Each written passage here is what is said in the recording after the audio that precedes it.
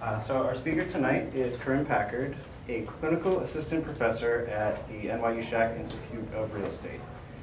As an adjunct professor in the fall of 2010, she taught a course on post-catastrophe reconstruction, focusing on redevelopment in Haiti in the aftermath of the January 12, 2010 earthquake. Professor Packard is the former Vice President of Development at the Hudson Yards Development Corporation, the city entity spearheading the implementation of the Hudson Yards Development Program. Prior to that position, Ms. Packard was a Vice President of the Financial Services Division of the New York City Economic Development Corporation, where she structured city incentives and discretionary capital investments in real estate and economic development projects throughout the 5 boroughs, including Atlantic Yards and Coney Island. Prior to joining the EDC, Ms. Packard worked in real estate finance at Capital Trust, a publicly traded real estate investment trust in New York, and in real estate acquisitions at Heitman in Chicago, a real estate investment management company.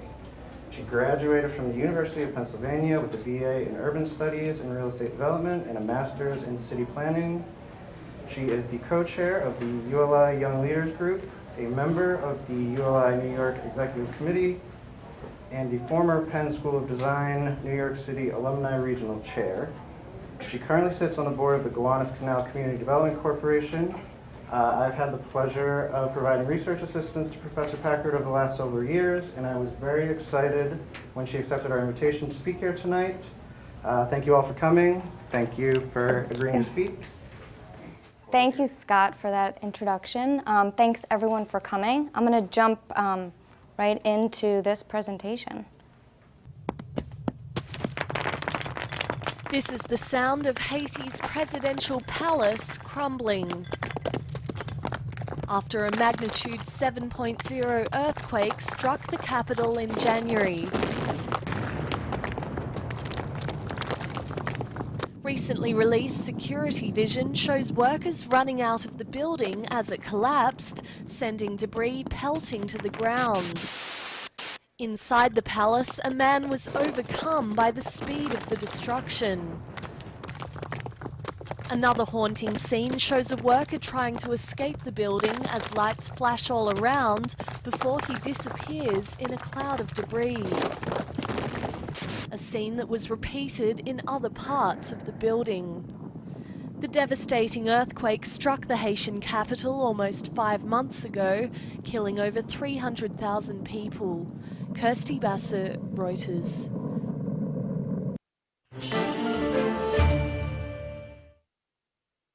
When those images were prevalent on the news, I became interested in what was going on down in Haiti.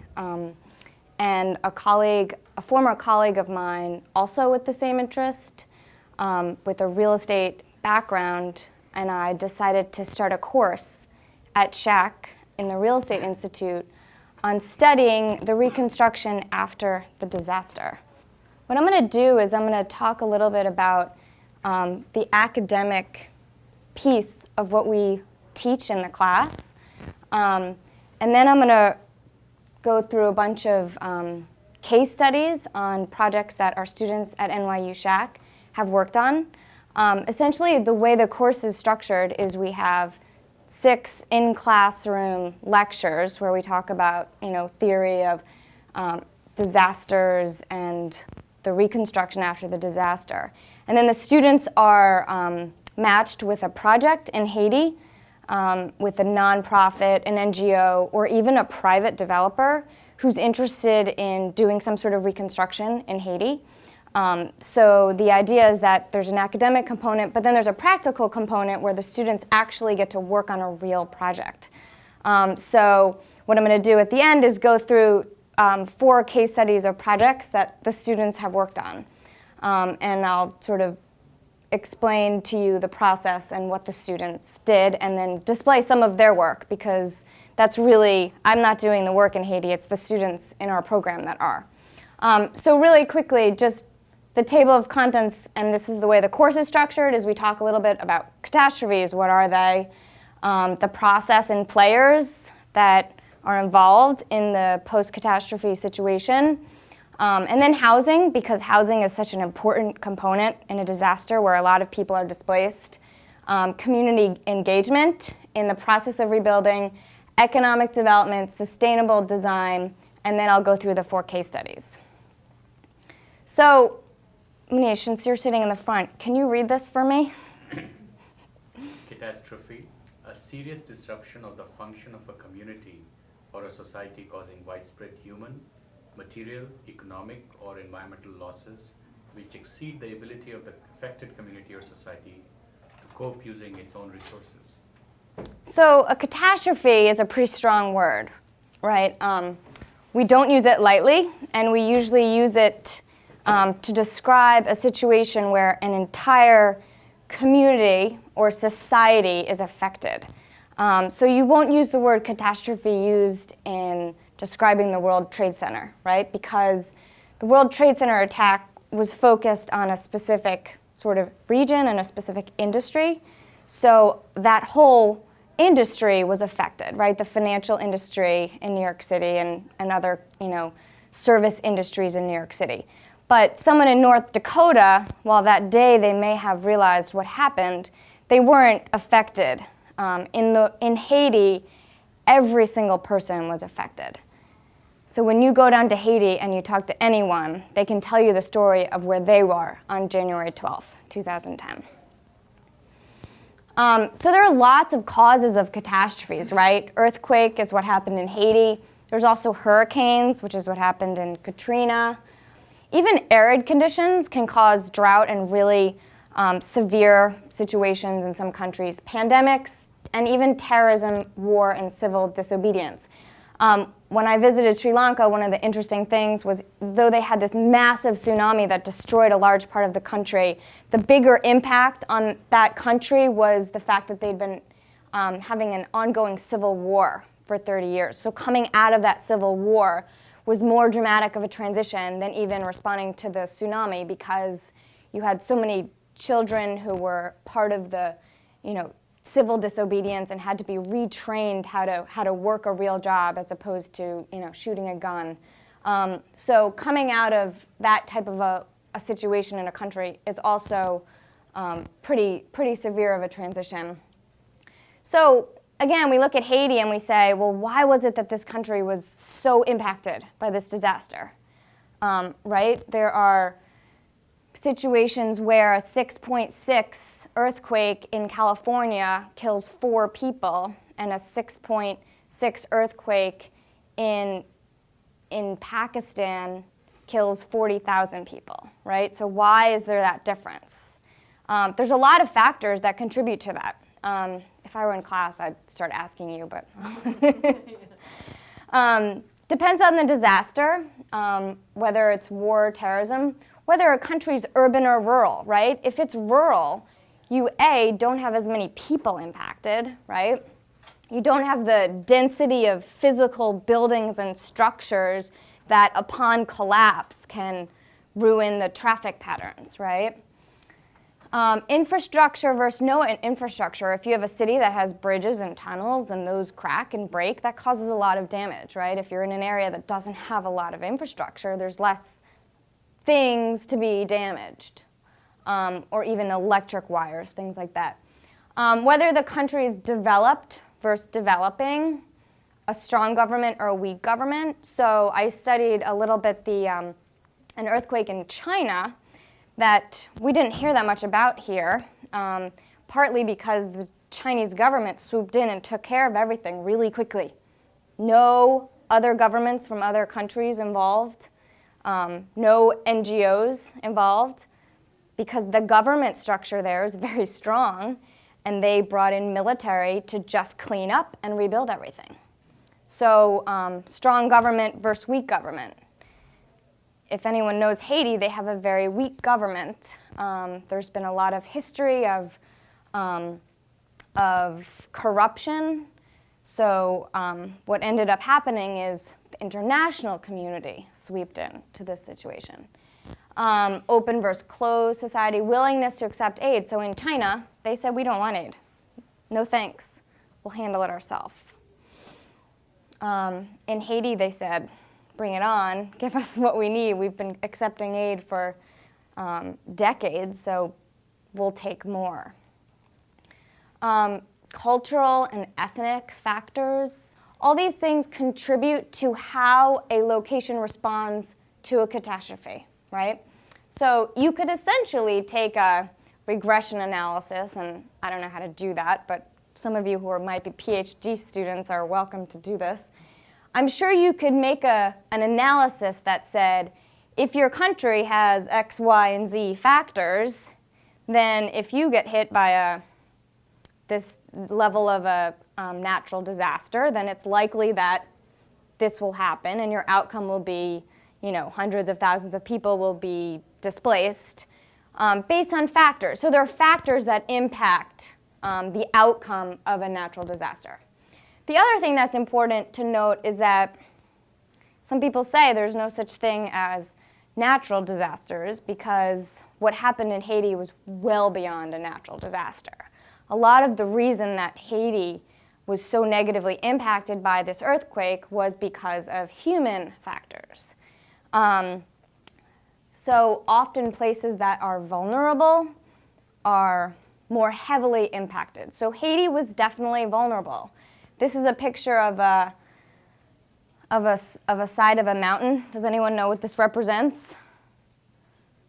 What? That's what it shifted from the earthquake. No, this probably existed before the earthquake. It's deforestation. So what happens is, this is what the sides of the mountains look like, and there are no trees on them anymore. So there are natural things that protect you from the inclement weather, right? So for example, in Sri Lanka, there were natural reefs that go around the coast that if a strong wave comes in, the reefs somehow protect the land. There are other things like vegetation along coasts that naturally protect the land, but when humans come in and decide they're going to cut everything down on the beachfronts, then you create vulnerability, right? So I'll show you some pictures later of what happened adjacent to this deforested mountainside. So Haiti was vulnerable. So in a disaster, this is generally the timeline. Disaster hits, in comes the rapid response. So that includes the search and rescue, military to come pull people out of the rubble, right? So that's the immediate response. That's what we all were glued to our TV watching, right? Oh my gosh, this is drama, watching it on TV. Even during Hurricane Katrina, I remember in my office at the time, we had the TV on 24 hours a day, watching the storm come in and watching all the drama, right? So that's the rapid response. Then you have humanitarian aid when they get it together, which is usually 24 to 36 hours later. They start coming in with handouts, right? They're giving out things like tents and food and medical equipment. And then we go into this phase of, okay, the aid has come in and you've helped as many people as you can, and now you have to think about rebuilding. And then how do you think about long-term planning? Are there any urban planners in here? One? Yay. Okay, so this is when people start saying, all right, let's think about how we can redesign our cities to be built back better, right? So this is general timeline. So in the immediate aftermath, like I said, you're looking to bring families back together, deal with medical equipment. Local organizations that existed before the disaster are often the first people on the scene because they might be already in communities. This was especially prevalent in Haiti because there were already so many NGOs and nonprofits working there. So they were really the first people to help because they were already there. And then you have the government. Now the problem in Haiti was the earthquake hit at around 4:30 in the afternoon. So apparently what people say is most of the hard-working government officials were still in their office, and the presidential palace and the majority of buildings that housed government employees were destroyed. So about 75% of government employees were killed. So what do you think happens the next day? or the next minute when the government's supposed to be figuring out what to do. Well, apparently the president was in such shock. He didn't make any public announcement for like 3 days. People were calling him, and then to have his entire staff killed, or the majority of his staff killed, really made it difficult for the government to respond, right? Makes sense. So what happened was international response was just as quick. I don't know if you remember, but American Airlines and a bunch of other airlines donated a bunch of planes for people to fly down there. And apparently the airport was majority destroyed, but there were tons of flights coming in. So does anyone know who Paul Farmer is? He's like a famous doctor / genius who came up with a cure for tuberculosis, like the first strain of tuberculosis. And he's been in Haiti for many years, so maybe 30 years, and he sort of experimented with Haitians with tuberculosis. Is that right? Was it tuberculosis? Yeah, a lot of the tuberculosis clinics. So he was, going there and setting up the places where people could go and access treatment.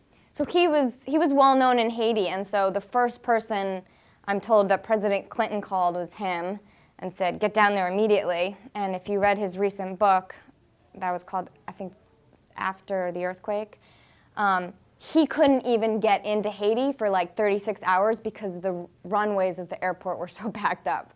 And he was a pretty important person. So there was so much aid coming in, you had to like schedule to get planes in. Humanitarian aid, like I said, is really just organizations that are trying to help in the human suffering. They are experts at responding to disasters. They're really good at getting equipment down there. It's what they do best.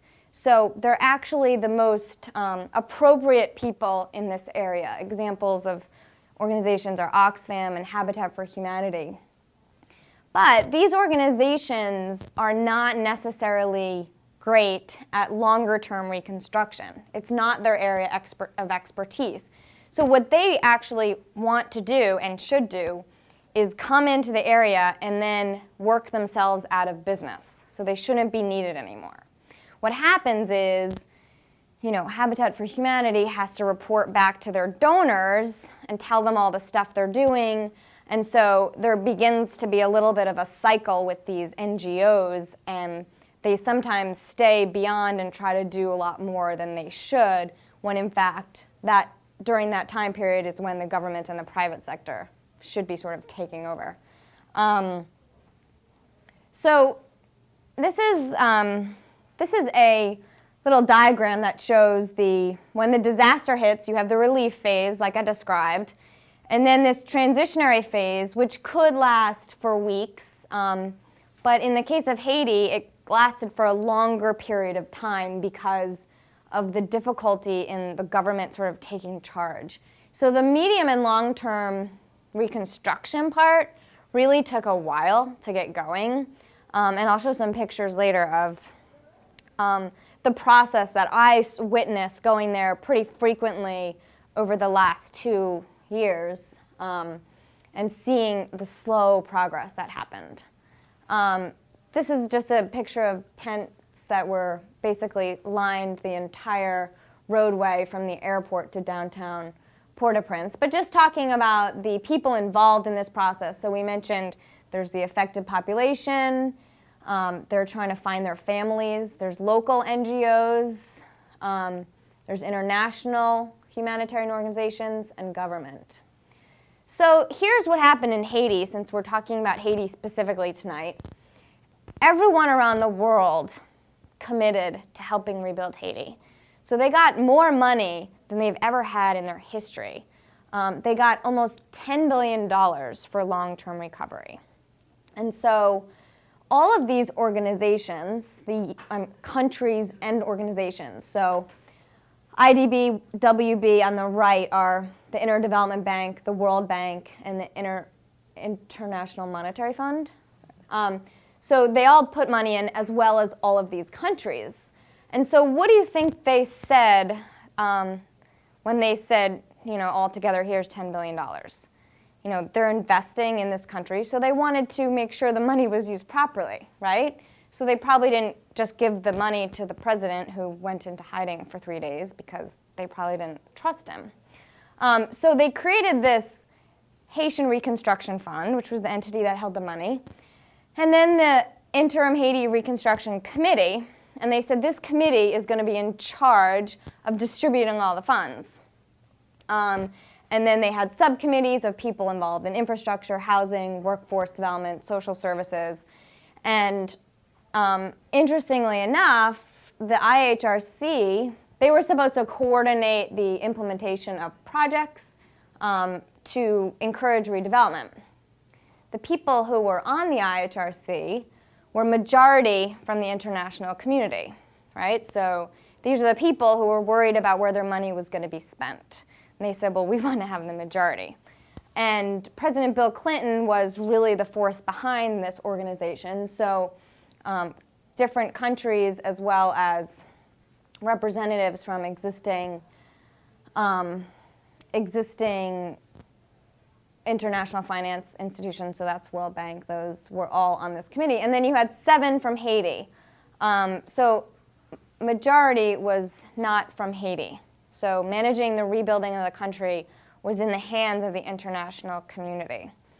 So this created quite a bit of a logjam in the distribution of funds. I don't know the exact statistic today, but the IHRC was supposed to dissolve after 18 months. So when you try to find out if they're still operating or not, it's sort of unclear. You can't get a clear answer. But they were supposed to just be an interim committee. And then the president of Haiti, who had a role on this committee, had a re-election that happened 6 months after the earthquake. So then there was all this political change that happened, right? So there was a lot of disruption in the flow of these funds. If you go on the IHRC's website, they essentially have a list of all the projects they funded. But from my experience working on a couple of projects that were trying to get funding, it was very difficult to access that money. So this is a picture. Remember I showed you those deforested mountainsides? It's about 20 miles north of Port-au-Prince, the dense part of Port-au-Prince. And what happened was people were trying to get away from this major dense urban area that had been destroyed. So they heard that the government was going to start building housing up here. There was no official declaration. It was just rumored. So tens of thousands of people went up into this area. And as you can see, this area is right below this deforested mountainside, which, as you may know, if there's a hurricane that comes, which happens all the time in Haiti, this is a very vulnerable location to be. So about 2 months after the earthquake, or no, it was August that the hurricane season starts. So there was a huge hurricane coming, and all these people had to get evacuated. So it was a nightmare, but they eventually came back, and they're squatting, right? So they're sitting on this land. You can see here that after, I think the bottom of that's cut off. So this is September of 2010, when I was first there. And this is also September of 2010. So this is about nine months after the earthquake. And as you can see, people started to sort of plot their areas. And they were thinking that if the government is going to build housing and give this land to the people, that they wanted to demarc their area, right? So people started, the way they build in Haiti is very incrementally. So when they get materials, they pour them, and then they work for a couple more months, and then get more materials, and then pour them, get some rebar, and then put the rebar in. So then this is in October. This is a month later. Same area. This is a international NGO, World Vision, that came in and put up all these tents. And I think this was about 7,000 people in this tent camp.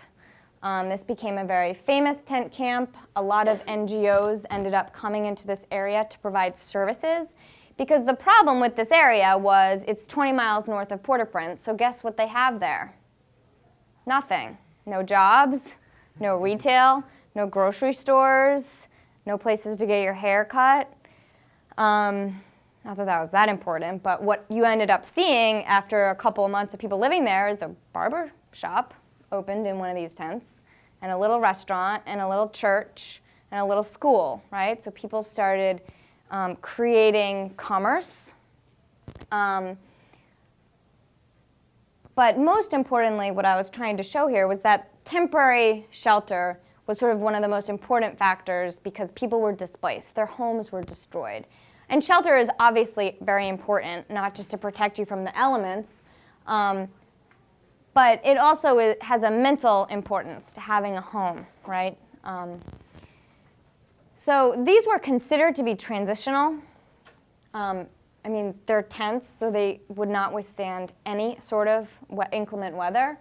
But they're necessary, and this is what these NGOs give out for free, right? So this was important to do initially, but then you need to move on ultimately to long-term permanent housing.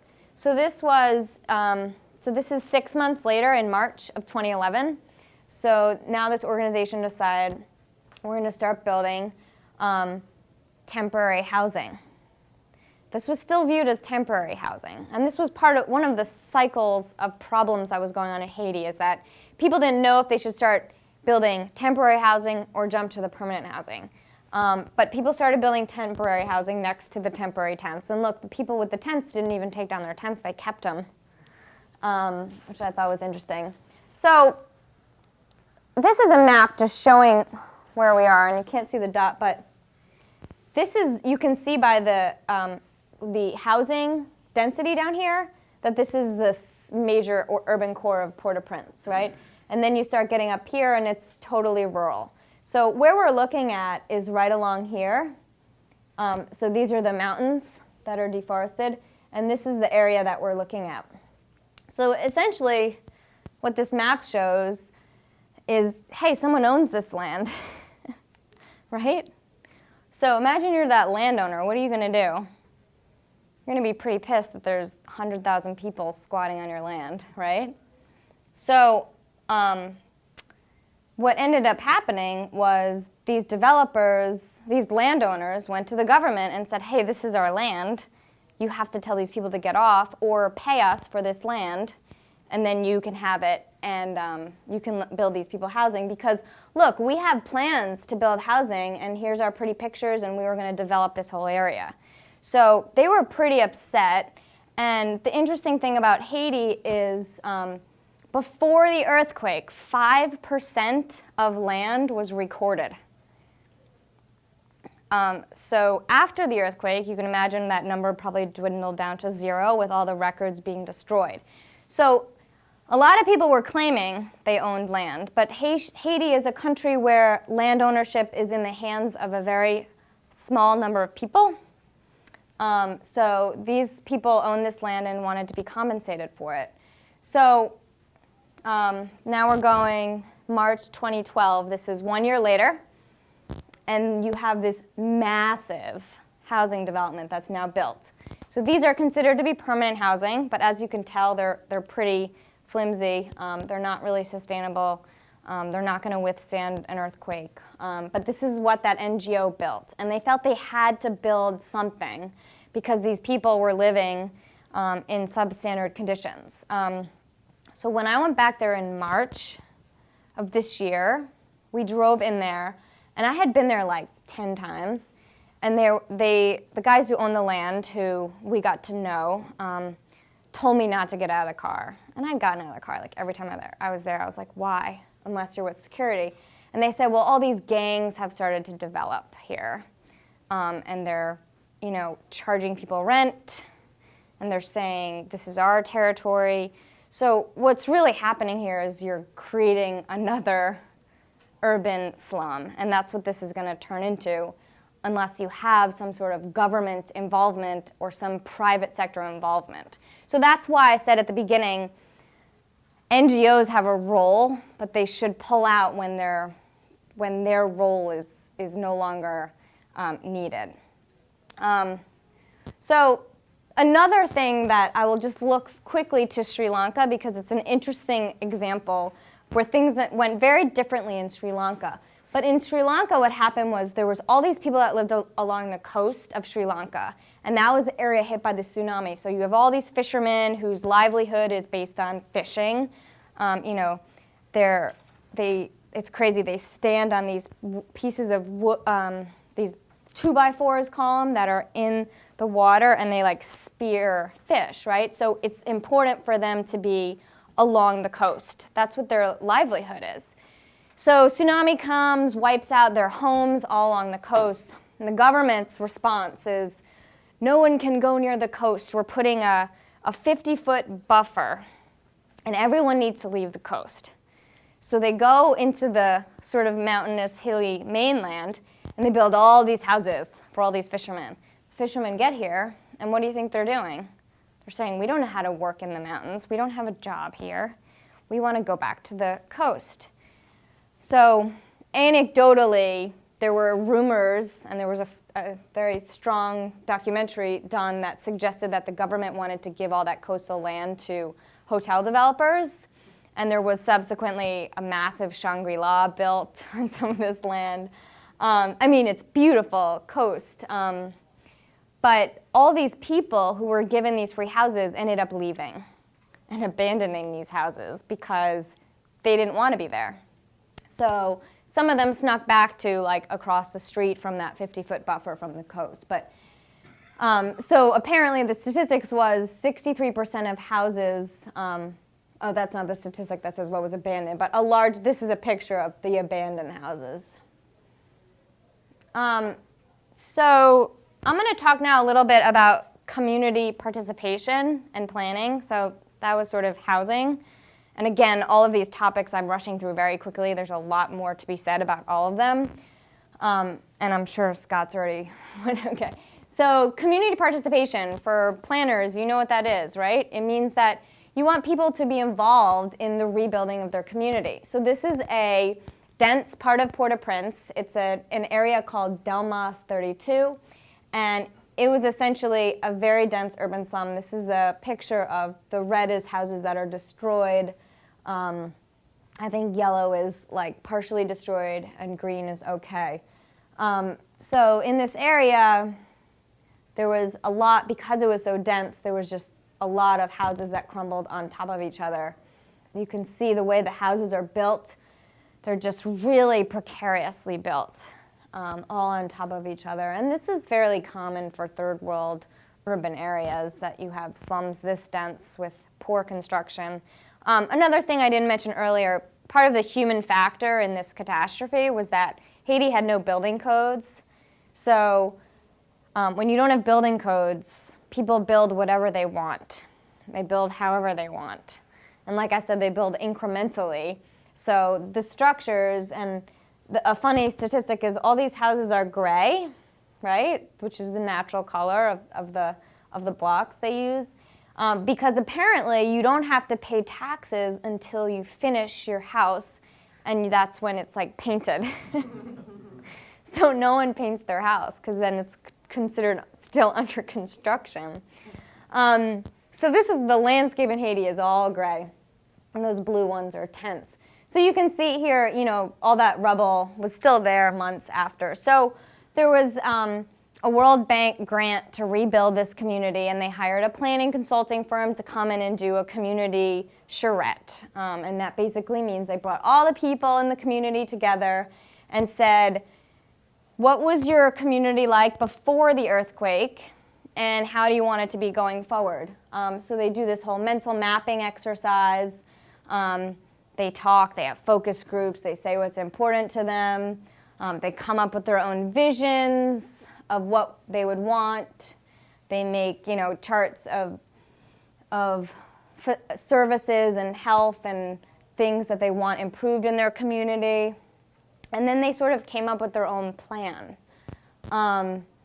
So this was like the final map that they came up with, and it's all hand-drawn, which is pretty cool. And I have a little video that talks about this process. This is an exercise that we began the charrette with to give people a sense of their own identity in the community, using nodes, places that they interact with, landmarks. So what you see is people's mental maps of their own community. The ravines play a prominent role in the neighborhood. Delma 32, which is a commercial street we see over and over again. Others show their route from their homes throughout the day in terms of businesses they frequent, the market. And what we were trying to do is capture the daily life of the individual. After this process here of mental mapping, we had a process where individuals broke into work groups and talked about separate themes. We have economies, we have housing, infrastructure, social, environment.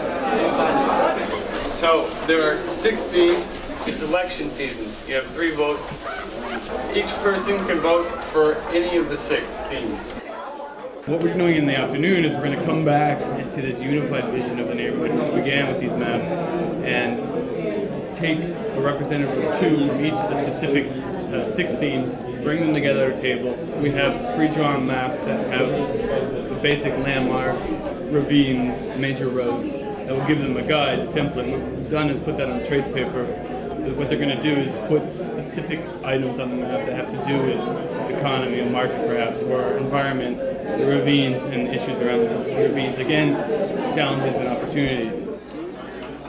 What we're hoping to be able to do at the end of the day is take those maps, superimpose them on top of each other, and have a consensual community vision that we can then use as a foundation for the next step in this development.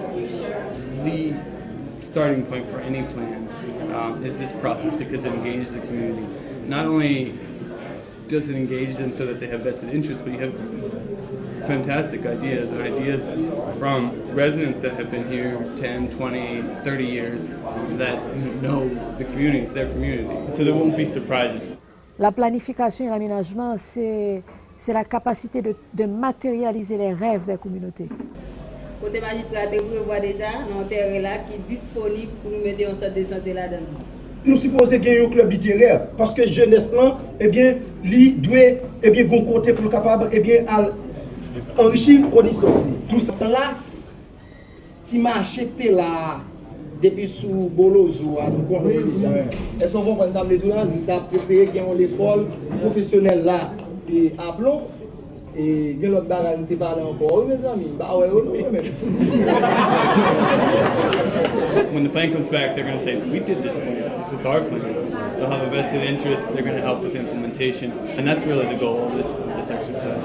Pour des purs, c'est exactement la même stratégie, la même méthodologie du PRODEP, mais en milieu urbain, en Haïti, il y a ce problème de les gens construisent n'importe où et n'importe comment.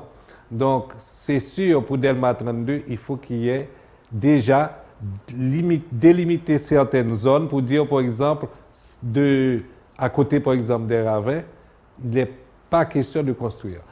Nous avons trouvé le très bon pour la communauté, à travers moi-même qui suis responsable dans la communauté, en tant que responsable féminine. Moi, j'ai pris engagement pour inviter tout le monde dans la communauté à participer, puis à dire ça qui est bon pour la zone, pour demander ça vous voulez, comment vous avez une zone là, reconstruire, comment vous arrêter là-dedans pour capable vivre bien que les gens aient. Elle doit aussi, et ce qui est très important, elle doit aussi participer à tout le phasage. Parce qu'il faut démolir, il faut relocaliser, il faut reconstruire.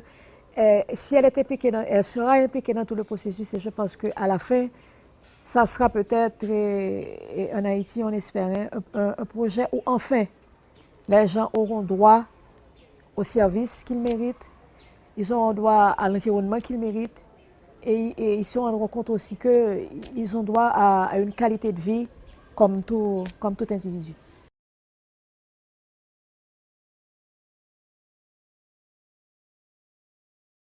That is an example of planning. And the housing situation I showed you before was kind of an example of lack of planning, right? So I don't know which one is better off because that plan has not been implemented. Just going to touch quickly on economic development because it's great to give people a house. especially a free one. But that's not going to empower them to maintain their house, to feed their families, especially when you can get free food down the street from that food NGO, right? You can get free medical care. So why would anyone want to work when everything is free? But it's a problem because the only way you're going to teach people how to grow their own economy is to put them to work, right? So unfortunately, because the housing situation is such a, I don't think I mentioned this, but over 300,000 people were displaced. And so there was tons and tons of housing that needed to be built. And so jobs was sort of a secondary priority. But it's really important. Haiti's 3 assets they have, and the best way to theoretically create jobs was, 1, in agricultural production. They're a very rural economy, besides Port-au-Prince, although historically American policies towards trade has not favored Haiti exporting to the US. So Haiti used to be a big rice exporter, and some tariff changes made it essentially impossible for them to make any money off exporting rice. So the entire rural economy was sort of collapsed in the 80s, early 90s. And that's why all these people moved to Port-au-Prince, because they had to find other work. So that's why the city of Port-au-Prince became so dense, was because they were looking for jobs. So agriculture was something that should be encouraged, as well as access to credit. So another problem is if you don't have a credit profile and you don't have a birth certificate or a driver's license, it's very hard to get a loan from a bank, right? So the economy there is very informal. People just stand on the street and sell whatever they can find. And then job creation. So I'm going to just talk about one example of an economic development project. This is called Schack Industrial Park, and Schack Trading Company is like a massive international textile company. They apparently manufacture everything for the Gap and those kinds of big stores. So they agreed with the government, this was like a very big project, to build a $250 million industrial park in the northern part of Haiti, which would create 20,000 jobs. So interestingly enough, the US is putting in $124 million. The IDB, which is the Interdevelopment Bank, is putting $50 million, and the company is putting in $70 million. So this is a huge economic development project. But there's only a handful of these actually happening. But this is the type of investment that will really generate, this organization is building housing too, for people to move up to this area and work and live there. So this is a really positive thing for Haiti. They're in construction, so I try to find pictures of construction, but they're only just putting up buildings now. So that's sort of the overview of what I do in a whole semester. So now what I'm going to do is I'm going to jump into some of the projects that the students worked on. These are all of some of our NYU Schack students and also some Wagner students on our trips to Haiti. So I'm going to go through 4 different projects. The first is a hospital, the second is a factory, the third is a former sugar mill, and the fourth is an orphanage. So the first project I'm going to talk about is called Nos Petits Frères et Sœurs Hospital. It's a huge hospital in Haiti. They own a lot of land. And the guy who I talked to said, we're trying to figure out ways to generate revenue for our hospital. Currently we have a pasta factory. So we have a back building in our hospital where we make pasta. And they feed all the people in the hospital.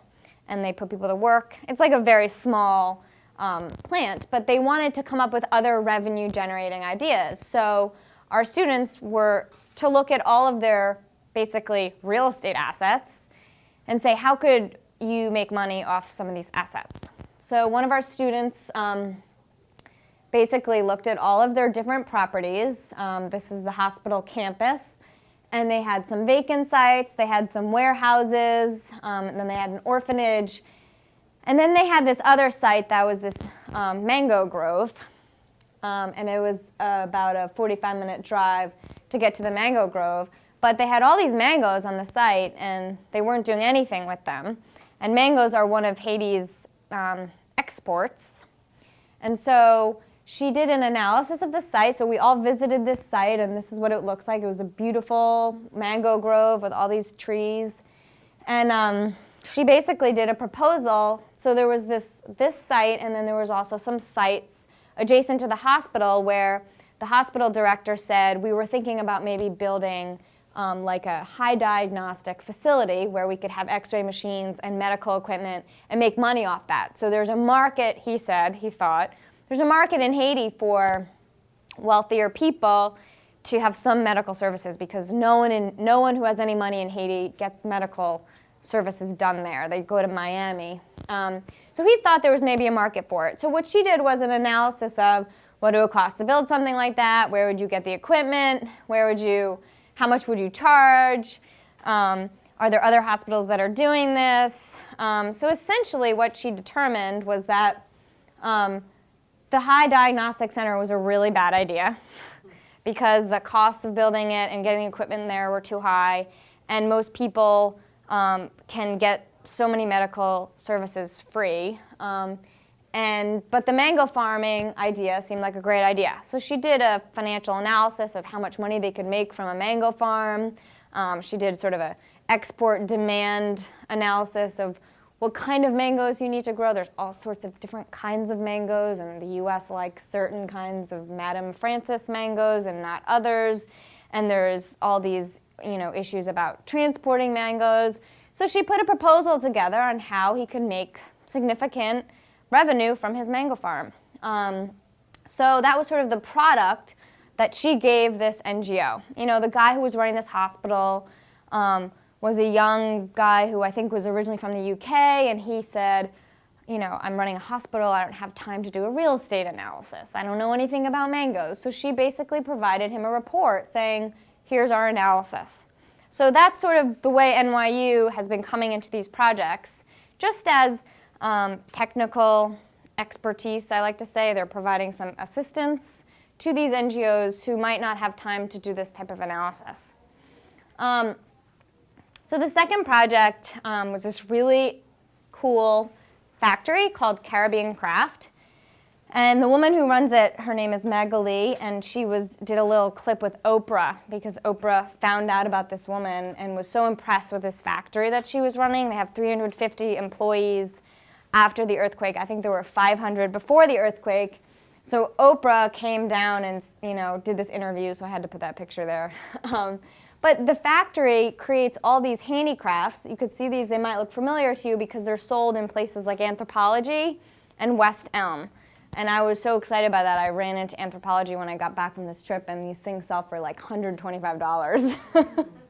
And they say on them, handcrafted in Haiti. So she's putting all of these people to work. And so the Clinton Foundation has given them some loans to rebuild their facility. This is a temporary tent they were using, and all these people are crowded under there, creating these handicrafts. So imagine what happens when it rains. Their production that day is going to go down. So the problem we were trying to help them address with this was they had decided to purchase some prefabricated building from Miami. And these guys know nothing about building or construction. So they told us that they had bought this building, but they didn't know what to do with it. They didn't know how to construct it.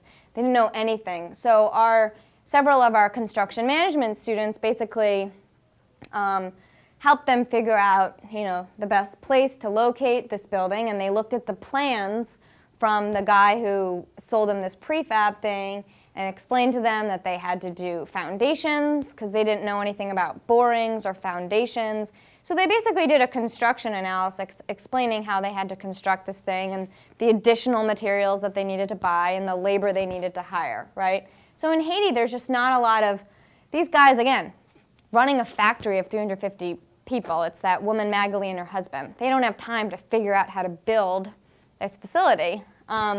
So we helped them with planning the construction of this new building. So the third project, this is a former sugar mill. So sugar used to be a huge export in Haiti. It's completely abandoned now. As you can see, it's obviously not environmentally sound.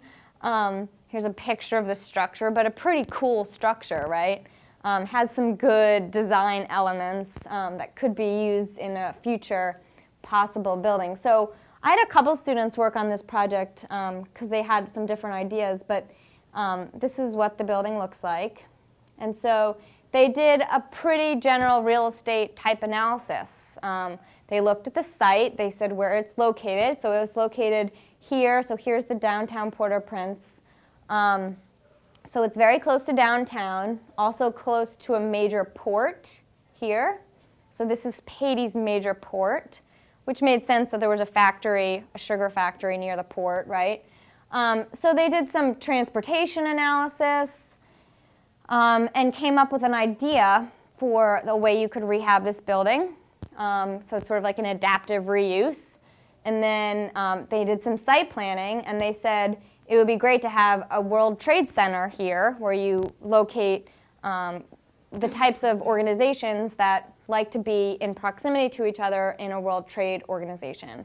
She actually spoke to the World Trade Center organization. I guess there's like a overarching World Trade Center organization that actually, I think, manages all the World Trade Centers around the world.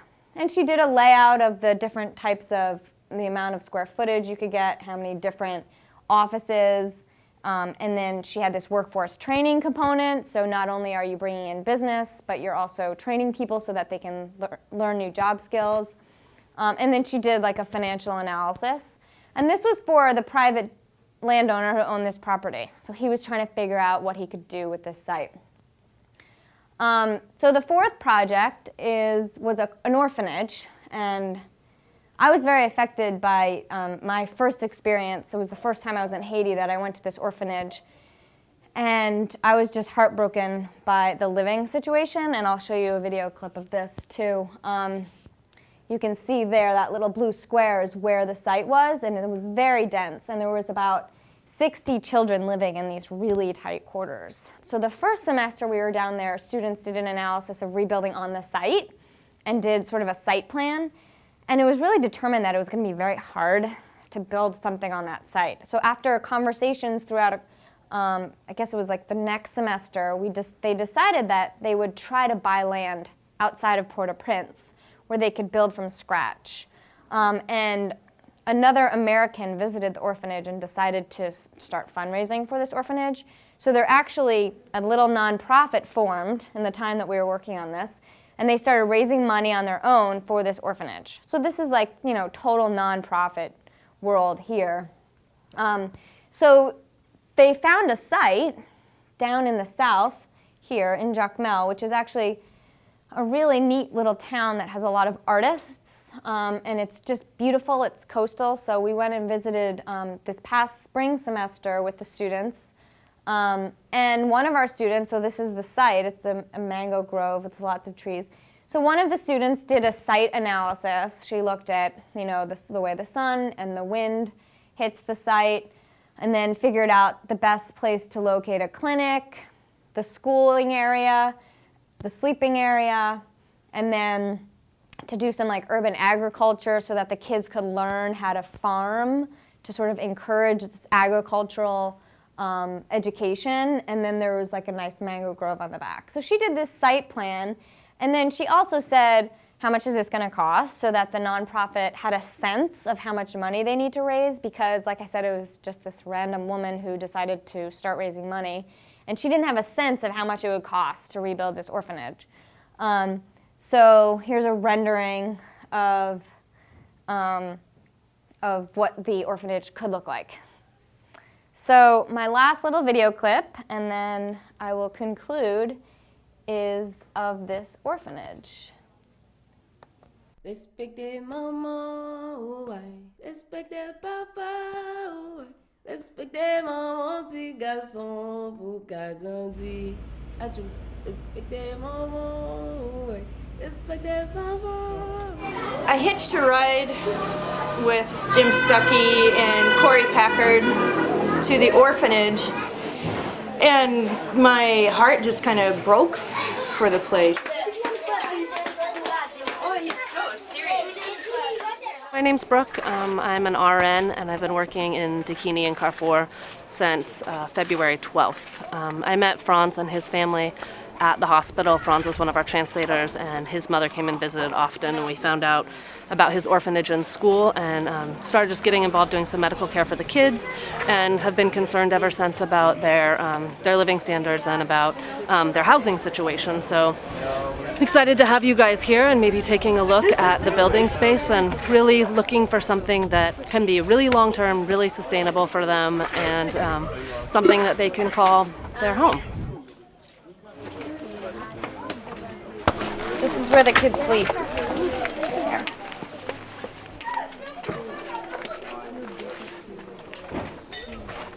Nice.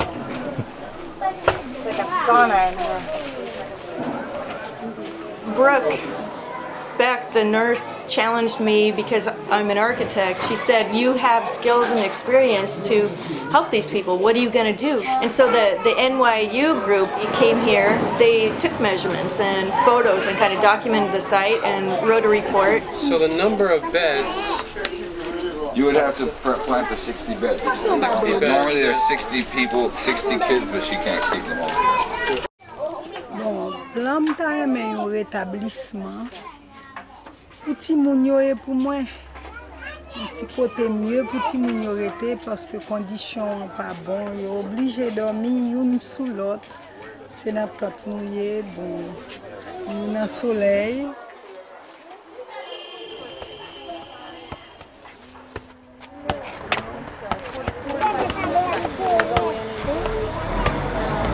Professor Packard shares some information about the Orphanage project. And she basically says, we really need help with getting this project moved forward. We have some basic designs, we have a basic budget, but one of the things that Love Takes Root was saying was a concern that they had was how to stage the funding to build the project.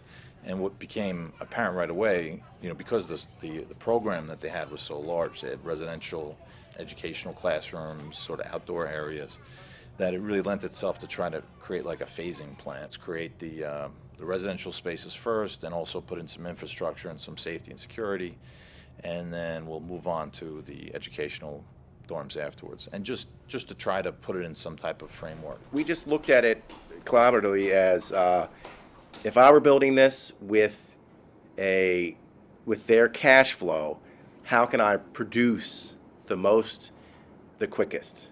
In the United States, you get all your funding ahead of time. Their funding stream was probably built on donations, and it would probably increase depending on what they could deliver. So we were like, listen, can we phase this to where it has the least amount of impact, and also so that they don't absorb that much risk?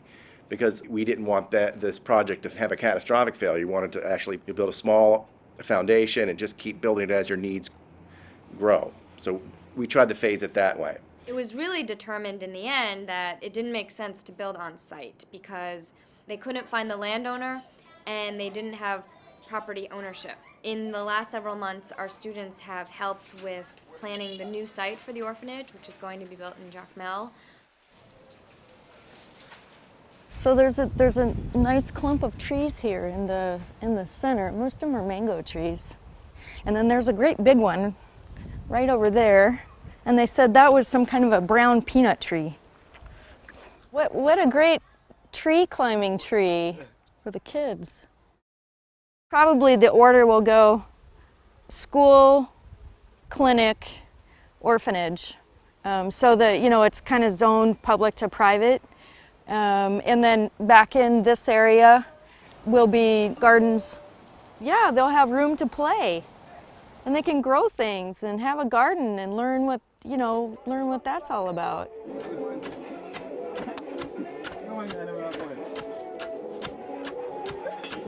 And the students' work was really in taking some original design plans that Architecture for Humanity did and creating a really detailed budget and then explaining to the nonprofit how they have to go about raising money for this orphanage to build it because they really didn't have any clue.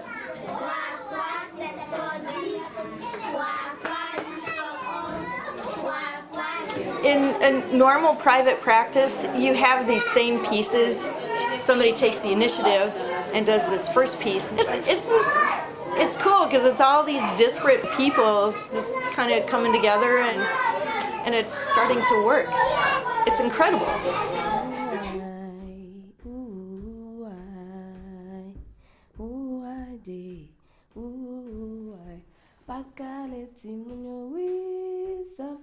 So that's the story of the orphanage. That was what I was going to end with, but just two little bits of information that I wanted to add before I conclude.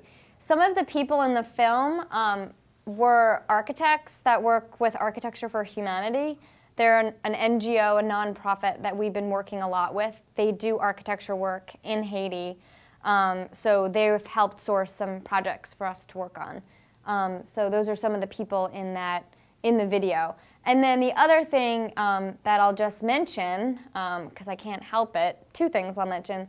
One is these clips are from a documentary that we've actually put together based on this last 2 years of trips and student work that we're going to be, distributing and doing a screening of probably in January. So this documentarist, it has been following our projects and the progress in Haiti. It's not about NYU, it's about Reconstruction. It's called Haiti Redux. So keep your eyes out for that.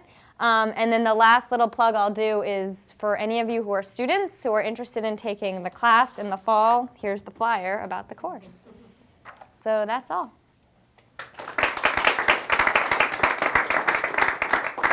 Any questions? Yeah, go ahead.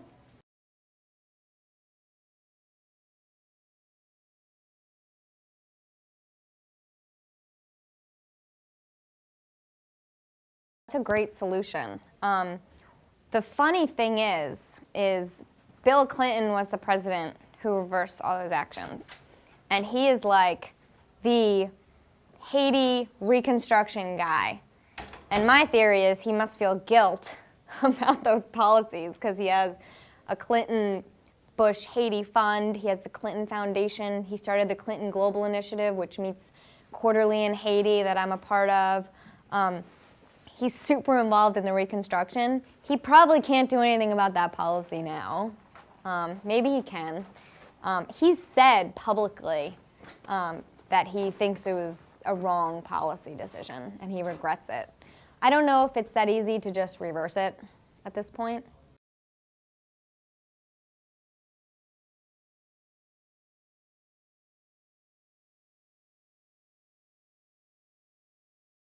So Haiti is often called a republic of NGOs, and this was before the earthquake, because the primary business in Haiti is NGOs. There's, you drive around the cities and every other car is like a fancy SUV that some head of some NGO has a driver driving. So there's a lot of NGO presence, and there historically has been. There's a lot of African countries that have the same problem. I subscribe to a theory that was fairly progressive. A woman wrote a book called Dead Aid about 5 years ago. Has anyone read that book? You've read it? So I forget her name. Thank you. I knew I wouldn't be able to say that. She is like a Goldman Sachs banker in New York or something. And she's from somewhere in sub-Saharan Africa, I think. And she wrote a book saying that all of the NGOs should just pull out of Africa. And they should just let all the countries decline for maybe 10 or 20 years and make them pick themselves back up and learn how to do it on their own, because 75% of these countries' operating budgets are from aid. So when I read that book, I had been to Africa several times, and I was like, frustrated by the lack of progress and frustrated by nonprofits and NGOs that are trying to do good work, but they just are just turning a wheel a little bit. So I don't know if I have a solution, but I don't think her idea is a bad one. And I think someone should experiment with it. I think some country should just see if her theory works. It might have some really, I think politically probably they couldn't get away with it because it would be so disastrous to the country for a short period of time, but it could be a possible solution.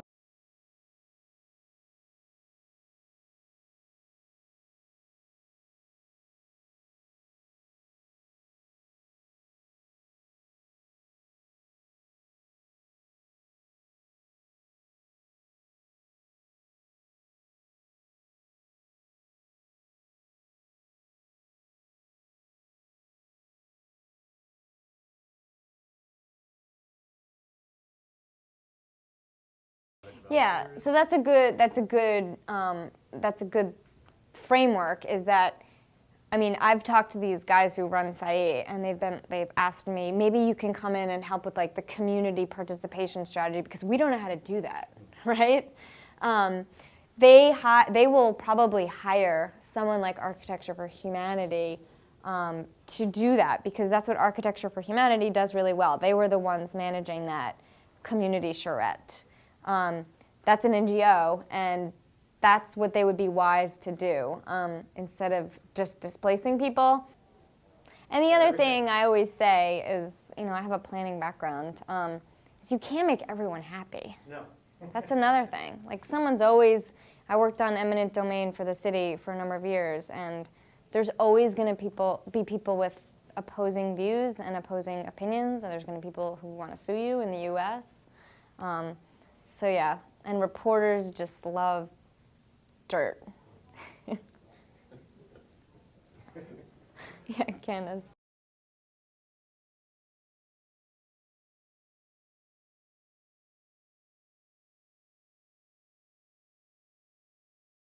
It's a good question. Maybe you know the answer, but I've tried to investigate this and can't seem to get very far. I know the IHRC's website basically has a list of projects that they've funded, and they were doing reports, but they were supposed to be dismantled after 18 months. The website still exists and they have these reports, but if you know Cheryl Mills, maybe you have better sense of. Well, a lot of the money just, as you said, could not be spent because there were restrictions. The Haitian government, there's kind of a term absorptive capacity, and they simply didn't have the infrastructure, and nobody could trust that they would actually handle this money. And so, but I'm unfortunately, I'm afraid a lot of that money's gone. If you were, were you at the last CGI meeting in Port-au-Prince? That was about 2 months ago. In July, I was there.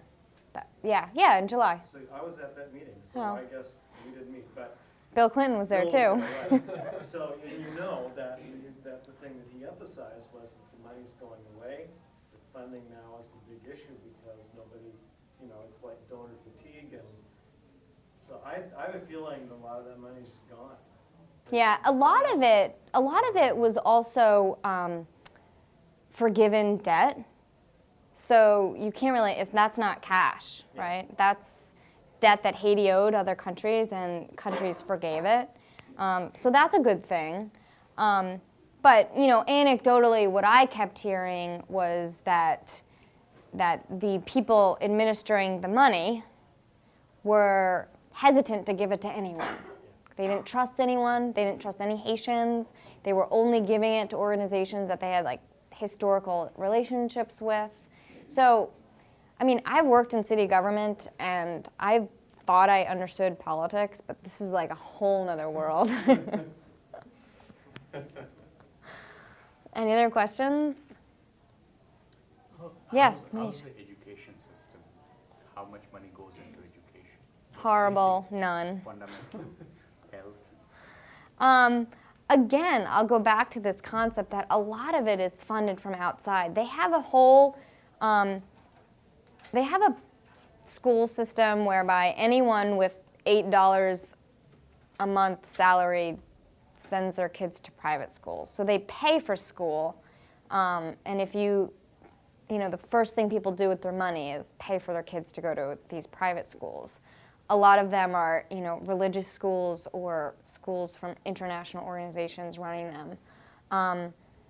So I would say that, from what I understand, anyone with any money leaves the country to go to college or to get any further degrees. There's a couple universities that we worked with a little bit when we were first there and we were exchanging information. They have a planning program, but it's in dire straits. It's not a good situation. Yeah, they have a State University of Haiti. That second clip I showed that had, I said some of our NYU students were, that was with planning students from the State University of Haiti. So they do have a planning program. I was also trying to work with an organization that provides university education for Haitians in Haiti, and they do like a summer abroad program in the United States, and I was trying to get NYU to let some of these students come for free to NYU. I'm still working on that. NYU likes to make money. Are there other schools active down there doing the same type of thing that you're doing, your group? Yeah, there's a lot of design studios, like architecture studios and planning studios who do this. We're the only real estate school, so a lot of people like Architecture for Humanity were appreciative that we knew how to run numbers, and some of the developers and landowners who we met, thought it would be advantageous for us to write them reports saying, NYU students did financial analysis. So some of them were trying to get us to help them apply for funds from the IHRC because we had financial skills. But there's definitely Harvard and MIT had design architecture studios down there. And I know University of Minnesota. There's a lot of schools that do design kind of things. And there's also a lot of people doing hospitality. So there's an organization that set up HVS, it's a Hotel Valuation Services. They set up a hospitality training program down in Jacmel to train people in the hospitality industry, which based on my experience in Haitian restaurants, they could use training. So that was a big economic development project, but HVS is a private organization here in the US, and they took it upon themselves. And so they're training people down there, and they're bringing students from hospitality schools. So I know NYU's hospitality school is aware of that, and I've tried to loop them in on that too. Yeah.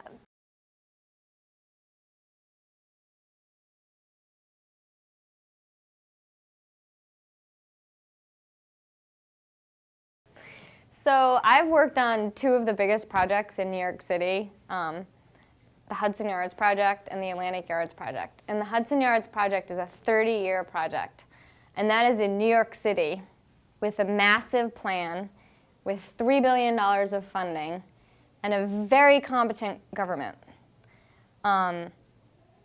So another thing to think about, that's just a data point, and then the other data point is, again, New York City, very competent government, competent private landowners, World Trade Center.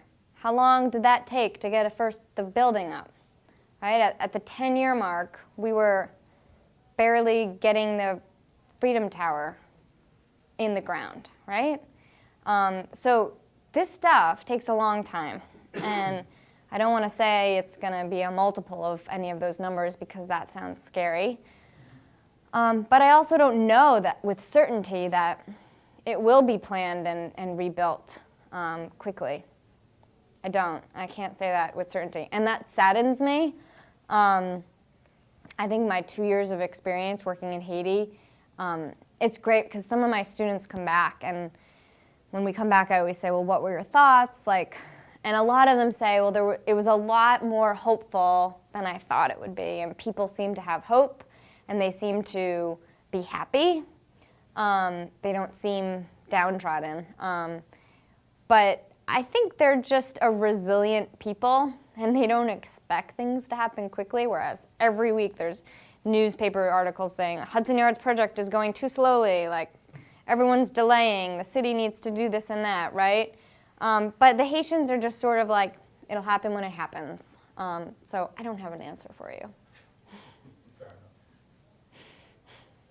I worked in politics for too long to not be on recording saying how long it's going to take to rebuild Haiti. Anyone else? Great. Well, thank you so much for coming. Thank you, Scott, for organizing this, and Candace, thank you so much. Give them a round of applause. Thank you.